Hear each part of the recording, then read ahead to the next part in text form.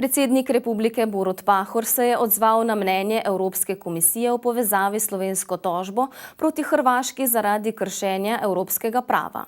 Dejal je, da razume, da ima Evropska komisija možnost in ne dolžnost, da poda svoje mnenje v skladu z 259. členom pogodbe Evropske unije.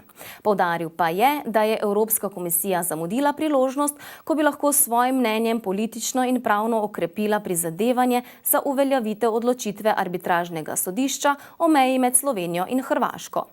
Spor glede meje je z odločitvijo sodišča rešen, sicer Hrvaška ne bi bila članica Evropske unije, vsebina sporazuma pa ne bi bila del evropskega in mednarodnega prava.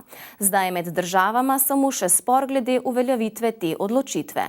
Mnenje Evropske komisije bi lahko to uveljavitev pospešilo, to pa bi imelo večplastne koristne posledice za reševanje odprtih dvostranskih vprašanj med državami v jugovzhodnji Evropi in spoštovanje zavez in sporazumov v zvezi s tem. Pahor je še dodal, da Evropska komisija tako ni izpolnila pričakovanja, da bi se postavila na stran evropskega in mednarodnega prava ter tako dala jasen signal, da je sporazume in odločitve sodišča potrebno spoštovati.